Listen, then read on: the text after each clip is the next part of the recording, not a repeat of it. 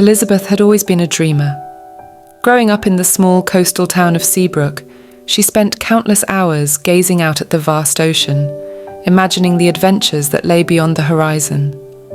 At 28, she was still living in her hometown, working as a librarian, and feeling increasingly restless. Little did she know that her life was about to change dramatically. It was a crisp autumn morning when Ethan walked into the library. Tall, with windswept dark hair and piercing blue eyes, he immediately caught Elizabeth's attention. As he approached the front desk, she felt her heart skip a beat. "Excuse me," he said, his voice deep and melodious. "I'm new in town and was hoping to get a library card." Elizabeth smiled, trying to hide her sudden nervousness. "Of course. Welcome to Seabrook. I'm Elizabeth, the head librarian." As she processed his application, they fell into easy conversation. Ethan explained that he was a marine biologist who had recently moved to Seabrook to study the local ecosystem. His passion for the ocean and its creatures was evident in the way his eyes lit up as he spoke. Over the next few weeks, Ethan became a regular at the library. He would often stay until closing time, poring over books on marine life or working on his research. Elizabeth found herself looking forward to his visits, always eager to hear about his latest discoveries.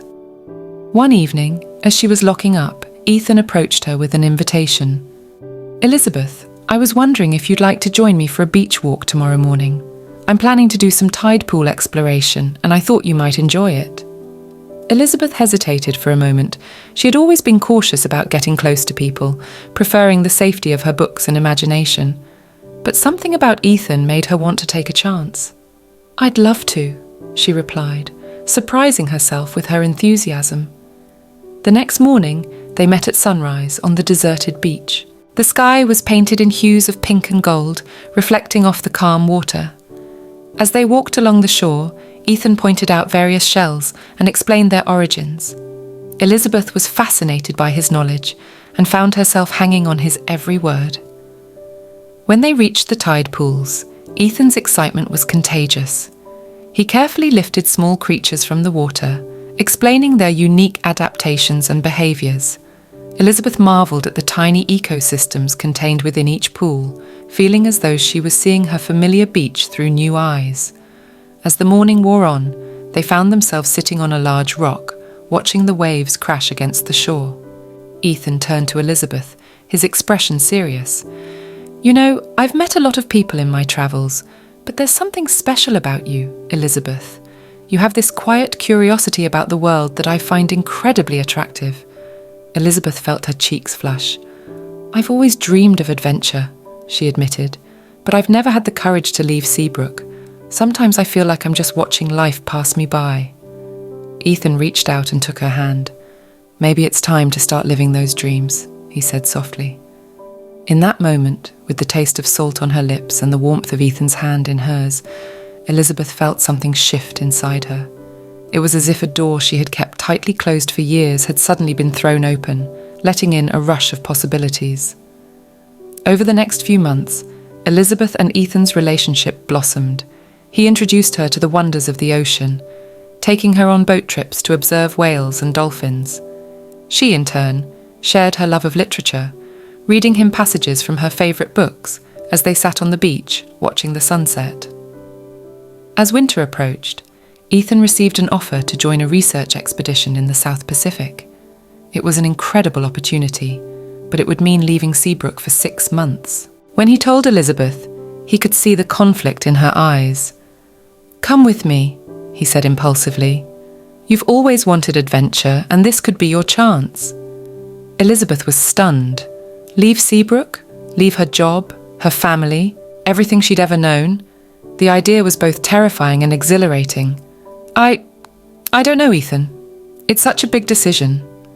Ethan understood her hesitation. "Take some time to think about it," he said gently. "Whatever you decide, I'll support you." For days, Elizabeth agonized over the decision. She spent hours walking along the beach, trying to imagine a life beyond the familiar shores of Seabrook. The thought of leaving filled her with anxiety, but the idea of watching Ethan sail away without her was equally painful. One stormy night, as she sat in her favourite reading nook in the library, Elizabeth came across a quote that resonated deeply with her. 20 years from now, you will be more disappointed by the things you didn't do than by the ones you did do. So throw off the bowlines, sail away from the safe harbour, catch the trade winds in your sails, explore, dream, discover. With sudden clarity, Elizabeth knew what she had to do. The next morning, she marched into the library and handed in her resignation. Her colleagues were shocked, but supportive. That evening, she told her parents about her decision to join Ethan on the expedition. Though they were worried, they could see the determination and excitement in their daughter's eyes. As the day of departure approached, Elizabeth felt a mix of anticipation and fear. She packed her bags, carefully selecting which books to bring and which to leave behind. On her last night in Seabrook, she stood on the beach, watching the familiar constellations twinkle above her. She silently said goodbye to the town that had been her whole world for so long.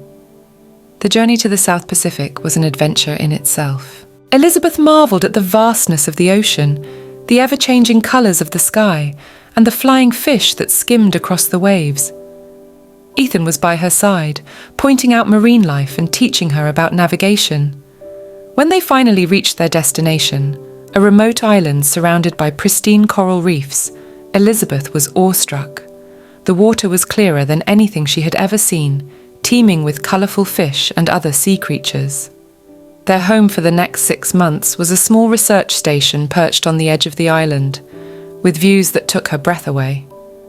Life on the island was challenging but rewarding. Elizabeth threw herself into the research work, assisting Ethan and the other scientists with data collection and analysis. She learned to dive, discovering a whole new world beneath the waves. In the evenings, she would sit on the beach, writing in her journal about the day's experiences and the profound changes she felt within herself. As the weeks passed, Elizabeth and Ethan's relationship deepened. They shared the thrill of new discoveries, the frustration of setbacks, and the simple joys of island life. Elizabeth found herself falling more deeply in love, not just with Ethan, but with the person she was becoming, braver, more confident, and fully alive. One night, as they lay on the beach stargazing, Ethan turned to Elizabeth with a serious expression. "I have something to tell you," he said, his voice barely above a whisper. "I've been offered a permanent position here on the island. They want me to lead the research station." Elizabeth felt her heart race. "That's amazing, Ethan. It's such a great opportunity for you." Ethan nodded, then took a deep breath. "The thing is, I don't want to accept it unless you're willing to stay here with me. I know it's a lot to ask, and I understand if you need to go back to Seabrook, but I love you, Elizabeth. These past months have shown me that I want to build a life with you, wherever that may be." Elizabeth was silent for a long moment, her mind whirling with possibilities. She thought about Seabrook, about the comfort and safety of her old life. Then she looked at Ethan, at the life they had built together on this beautiful island, and at the person she had become. With tears in her eyes, she turned to Ethan and smiled. "Yes," she said simply. "Yes to staying here. Yes to building a life together. Yes to everything." Ethan's face lit up with joy, and he pulled her into a passionate kiss. As they embraced under the starry sky, Elizabeth felt a sense of peace and rightness wash over her. She had taken a leap into the unknown, and in doing so, had found her true self and her true love. The next few years were a whirlwind of activity and growth. Elizabeth and Ethan were married in a beautiful ceremony on the beach, surrounded by their new island family and a few special guests who had made the long journey from Seabrook. Elizabeth's parents, initially skeptical of her decision to stay on the island, were won over by the joy they saw in their daughter's eyes and the obvious love between her and Ethan. Elizabeth found her own niche on the island, starting a small library and education program for the local children. She used her love of books to teach them about the world beyond their shores, while also instilling in them a deep appreciation for the unique ecosystem they called home. Her days were filled with the laughter of children, the excitement of learning, and the satisfaction of making a difference in her new community. Ethan's research continued to flourish, and the station gained international recognition for its groundbreaking work in marine conservation. Elizabeth often joined him on research dives, her initial fear of the open ocean replaced by a profound love and respect for the underwater world. As they approached their 5th year on the island, Elizabeth discovered she was pregnant. The news filled them both with excitement and a touch of apprehension. How would they raise a child in such a remote location? But as they had done with every challenge they'd faced together, they approached this new adventure with optimism and determination. Their daughter, Coral, was born on a stormy night, with the sound of crashing waves providing a fitting soundtrack to her arrival. From the moment she opened her eyes, it was clear that she was a child of the island, fearless, curious, and deeply connected to the natural world around her. As Coral grew, Elizabeth marvelled at how different her life was from what she had imagined back in Seabrook. Instead of quiet days in the library, she now spent her time chasing a toddler along the beach, pointing out colourful fish in the shallows, and reading bedtime stories by lamplight as Gecko chirped outside. One evening, as they sat on their porch watching the sunset, Ethan turned to Elizabeth with a thoughtful expression. "Do you ever regret it?" he asked. "Leaving everything behind to come here?" Elizabeth considered the question carefully. She thought about the family and friends she had left behind, the familiar comforts of her old life. Then she looked at Ethan, at their beautiful daughter playing in the sand, and at the life they had built together. "Not for a moment," she replied honestly. "Coming here was the best decision I ever made. It wasn't always easy, but it led me to you, to Coral, to this incredible life we have. I found parts of myself I never knew existed." Ethan smiled and pulled her close. "I'm so glad you took that leap of faith," he murmured. As they sat there, wrapped in each other's arms with the sound of the ocean in their ears, Elizabeth reflected on the journey that had brought her to this point. She thought about the shy, cautious librarian she had once been, always dreaming of adventure, but never quite brave enough to pursue it. That version of herself seemed like a distant memory now.